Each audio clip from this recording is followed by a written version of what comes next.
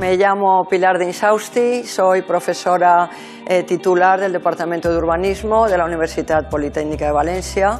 en la Escuela de Arquitectura, porque soy arquitecta, y bueno, las asignaturas en las que de algún modo me siento más a gusto y que llevo dando desde hace muchos años, pues se relacionan con el tema del paisaje. En general, pues bien teoría y diseño del paisaje o bien proyecto del paisaje, que son un poco las asignaturas a las que más o menos me dedico, aunque también doy docencia en asignaturas de urbanismo, ¿no?, relacionadas con el área de conocimiento de urbanística y ordenación del territorio. Además de estas actividades, dado que desde muy pequeña me ha gustado dibujar y pintar, pues también dedico parte de mi tiempo a esta actividad, hago exposiciones de pintura. Y bueno, la última la he hecho en una sala del Ayuntamiento de Valencia y en la anterior en el Museo de Arte Contemporáneo de Ceuta. Últimamente tengo menos tiempo para pintar y dibujar y me dedico más a escribir, y por esa razón precisamente es por la que hoy estoy aquí con ustedes intentando o presentando el libro que últimamente hemos editado. Bueno, he venido a presentar este libro, que es el último que he publicado, con un profesor también del Departamento de Urbanismo, que es la circunstancia que es hijo mío, con lo cual hemos hecho un libro a medias en familia, y de algún modo el libro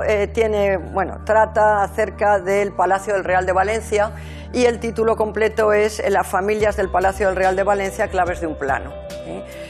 Aborda, por lo tanto, un aspecto específico de la historia de este edificio y de su entorno, porque de algún modo este es el tema que yo llevo trabajando durante muchísimos años, porque fue hasta cierto punto también el tema de mi tesis. El tema de la tesis fue en los jardines del Real, del Palacio del Real, y ahora, bueno, pues desde entonces, desde el año 88 que hice la tesis, ya hacen tantísimos años, he seguido investigando en este tema, y últimamente, a raíz del descubrimiento de una documentación en el Archivo del Reino de Valencia, pues nos hemos decidido a preparar este libro. La documentación adjunta a este plano venía como consecuencia de un recurso que puso un capellán, el capellán mayor del palacio, porque no estaba de acuerdo con el alojamiento que tenía. Es decir, tampoco es que el plano se hiciera por aquello de contar con un documento cartográfico, sino que venía acompañando una reclamación que hizo este capellán, que él quería recuperar unos alojamientos que antiguamente habían tenido los capellanes mayores del palacio y que él ya no tenía, y entonces hizo una reclamación. Y claro, para ubicar de nuevo todos los alojamientos era necesario hacer una cartografía, y precisamente por eso Vicente Gascó realizó este plano en el cual hay una serie de letras y había una serie de cosas raras que no acabábamos nadie de entender muy bien a qué respondían, y claro, responden a su vez a las letras que luego en el documento escrito hacen alusión a en qué zona vivía cada una de las gentes que vivían allí. Entonces, claro, precisamente el título de Las familias del palacio viene como consecuencia, porque efectivamente ahí había auténticos clanes. Estaban por una parte los eclesiásticos, los sacristanes, los capellanes, luego estaban el alcaide con su familia, que era el que vivía siempre y era el custodio del edificio. Luego estaban el hornero con su familia, los labradores, los jardineros. O sea, de algún modo eran cargos que iban pasando de padres a hijos, y entonces había como clanes dentro del edificio, y el edificio funcionaba pues como una pequeña aldea, como si fuera una alquería, en la cual pues en cada zona vivía una familia. Incluso había gente que a lo mejor, señoras que se quedaban viudas y seguían viviendo allí con sus hijos. Entonces, bueno, había una auténtica, gran cantidad de gente vinculada al edificio, y bueno, que vivían allí de generación en generación. Entonces el capitán general o el virrey en tiempos venía con su corte y luego se marchaba, pero los que de verdad vivían ahí eran estas familias del Real, que tenían cada una su zona, un poco su ubicación o su pequeña vivienda dentro del macroedificio del palacio, ¿no? El libro incorpora una especie de árbol genealógico donde aparecen todas estas familias con sus hijos, y también había una capilla artística de cantores que también vivían en el palacio. O sea, aquello era pues verdaderamente como un pueblecito, o sea, sí, donde había todo tipo también de estamentos sociales, porque claro, desde gente más sencilla, bueno, con oficios, como había un zapatero, había un tejedor, en fin, y luego pues ya estaba el alcaide con su familia, que de algún modo era la autoridad perpetua del edificio, y a su vez por encima siempre o bien el virrey o bien el capitán general, que era pues ya la máxima autoridad, ¿no? Entonces el reparto de habitaciones, que es un poco como se llamaba ese documento que acompaña el plano, o que el plano acompaña, porque claro, con el documento escrito era imposible ubicar a la gente, entonces el plano servía para poder ubicar, bueno, pues ese documento escrito, ese reparto de habitaciones, era en el cual se decía, pues al capitán general y su familia se le da tal zona, al alcaide se le mantiene en tal otra, al capellán mayor se le da, en fin, un reparto del edificio con esa documentación. Y claro, precisamente como habla del albañil, del carpintero, de cada uno donde vivía, pues claro, entre el documento escrito y la cartografía, que de algún modo es una cartografía también en capas, pues es como hemos podido distribuir esos alojamientos en el conjunto del edificio. Nosotros lo que hemos hecho ha sido relacionar el plano con la documentación escrita, y entonces entender el porqué del plano y el porqué de todas esas claves, o esa especie de un poco de letras misteriosas y detalles que aparecían en el plano, y numeración incluso, que no se había, al menos yo personalmente tampoco sé si a lo mejor algún investigador que por lo que sea no ha publicado el tema, pues lo conocía, no lo sé, pero vamos, para mí era muy intrigante decir, bueno, y claro, al encontrar esa documentación y relacionarlo, fue con lo que pensamos que podía ser interesante el editar el libro. Y bueno, también transmitir esa idea de como de aldeíta dentro de esa macroestructura gótica, porque el palacio se construyó a partir del siglo XIII. Lo que se ve en esta cartografía de finales del XVIII, ya casi es el final, el resultado final, pero claro, el edificio empieza a construirse en el siglo XIII. Entonces, claro, es un edificio, es un castillo, en realidad esto es un alcázar, un castillo que poco a poco va ampliando, que poco a poco incluso va modificando su apariencia, porque hubo un momento en el que lo enlucieron todo para que no tuviera esa apariencia tan dura de castillo medieval, que es lo que era. Esto era un castillo con torres y murallas y fosos. Entonces, claro, el ver cómo a lo largo de los siglos esto se ha ido poblando con un montón de gentes diversas, que eran los que de verdad vivían. Porque claro, desde que Alfonso V muere en Nápoles en 1458 y la reina María también, su mujer, muere rápidamente también en esa misma fecha, pues el edificio nunca había tenido nadie viviendo permanentemente en él, porque ya con la corona de los Austrias los reyes venían por aquí muy pocas veces. Felipe II creo que vino 3 veces a lo largo de su vida, y los demás pues poco a poco fueron abandonando el edificio como residencia. Nunca vivió ningún rey de verdad aquí.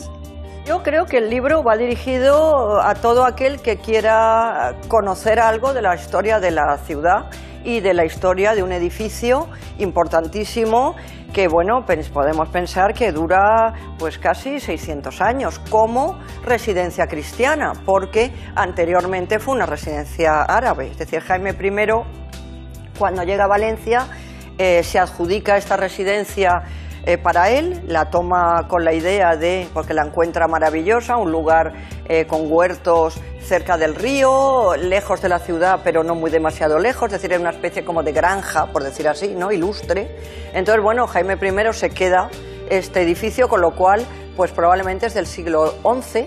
Entonces, bueno, dura hasta principios del siglo XIX. Entonces, bueno, es un lugar en el que han pasado infinidad de cosas, en los que además se ha hecho justicia, fue cárcel, fue audiencia, lugar de reunión de reyes. Bueno, pues es una pieza clave para entender lo que fue la historia de Valencia. Los jardines, aunque modificados, sin embargo, parte de ellos persisten. De hecho, hay además una excavación arqueológica que se ha hecho hace poco tiempo, con lo cual se puede ver en este momento cómo era ese sustrato del edificio, porque se ha desvelado parte del mismo. Y bueno, se puede observar también pues esa apariencia tridimensional, o sea que yo creo que vale tanto para aquellos que quieren conocer una faceta importante de la historia de Valencia, como para aquellos que se quieren aproximar al tema de unos jardines o de un enclave que, aunque modificado, perdura el día de hoy y que en este momento pues podemos considerar que casi tiene 1000 años de vida. El libro tiene por una parte una introducción digamos más literaria, en la cual pues yo me he permitido hacer un relato un poco fantástico de recreación de cómo era el ambiente del palacio, un poco intentando transmitir esa poética que yo entiendo que tenía el edificio y los jardines, un poco hablando pues del fantasma de los arquitectos que todavía pueden estar ahí esperando a la vuelta de la esquina, de cómo eran la vida de esos animales, de esos leones y esos ciervos que durante siglos estuvieron en el palacio. Y bueno, es un poco, digamos, que pertenece a esa parte más literaria, más fantástica, que yo me he permitido la libertad de incorporar al comienzo del libro, ¿no? Y luego ya, de algún modo, ya aparece lo que podemos entender como trabajo de investigación. Entonces, este trabajo de investigación lo he llevado yo con Adolfo Vigil. Él, sobre todo, se ha ocupado de transcribir gráficamente a través de infinidad de esquemas y de cartografías particulares la ubicación de todos estos alojamientos que íbamos encontrando, dónde estaba tal cosa, dónde estaba tal otra, y después también bueno, pues la recreación tridimensional que hemos hecho también junto con otra colaboradora que nos ha ayudado, que se llama Carolina Caballero, que ella pues ha sido también la responsable de ir estableciendo esas imágenes transparentes que de algún modo aparecen en el libro, donde se ven como las capas del edificio, pero como si fueran de cristal, y entonces tú puedes ver a través de ellas cómo están ubicadas los alojamientos. Se destruyó con motivo de las invasiones francesas y bueno, en un determinado momento se consideró que el enemigo podía hacerse fuerte en este edificio que estaba fuera de las murallas, y que desde allí pues les iba a resultar muy fácil atacar a la ciudad. Entonces se decidió, en un momento de, en fin, bajo mi punto de vista, de total desatino, porque aquello no, en fin, no tenía pies ni cabeza, se decidió derribarlo, y además se hizo de una manera muy consciente, no fue una especie de cosa así impensable, no, fue programada y perfectamente estudiada, y se derribó, se sacó todo aquello que se entendía que era valioso.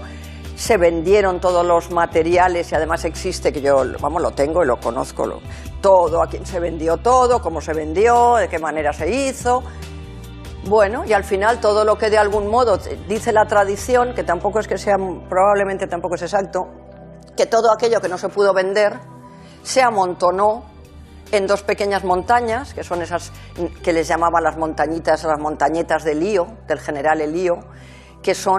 todavía existen en los jardines, pero que parece ser que no están compuestas especialmente por escombros. Bueno, según parece, se amontonó todo lo que quedó del palacio, se puso encima una bandera y ahí quedó. La corona cedió este lugar, primero la cedió al Estado y luego la cedió a la Diputación, con la idea de que se parcelara y se vendiera lo que había sido todo el dominio del palacio. El dominio del palacio ocupaba entre San Pío V, hacía como una especie de abanico, y ocupaba, era como una media luna o un abanico que se adosaba al río, y ocupaba también los terrenos que actualmente están, los edificios estos altos de Distrito 10 y demás, que anteriormente había estado en la Feria Muestrario. Entonces era esa especie de media luna, es decir, por decirlo de algún modo, la calle de General Elío actual pasa por la mitad de lo que era el antiguo dominio del palacio, que el palacio estaba ahí y alrededor tenía como una gran corona de huertos y jardines. Se hicieron unos proyectos de parcelación que salieron a subasta, con la inmensa suerte de que nadie compró. Porque claro, en aquella época lo de pasar al otro lado del río, pues bueno, era algo absolutamente impensable, ¿no? Entonces no hubo ningún promotor interesado en comprar solares en este lugar, porque solo con que hubiera habido alguien que hubiera comprado un solar, necesariamente aquellos, hubieran desaparecido los jardines, se hubiera convertido en lugar para edificar, se hubiera edificado sencillamente. ¿Qué ocurrió? Después la Diputación, al ver que este tema no acababa de cuajar, el Ayuntamiento acabó comprando el lugar, y allí, en parte de este recinto antiguo, fue donde se construyó la Feria Muestrario. la primitiva, que después desapareció y en su lugar se han construido un conjunto de edificios. Nosotros lo que queremos es que la gente vea cómo era este lugar, se lo imagine, incluso entre en contacto con la poética de este gran edificio a través, pues, de los escritos que, digamos, más poéticos o más literarios se han incorporado al documento original.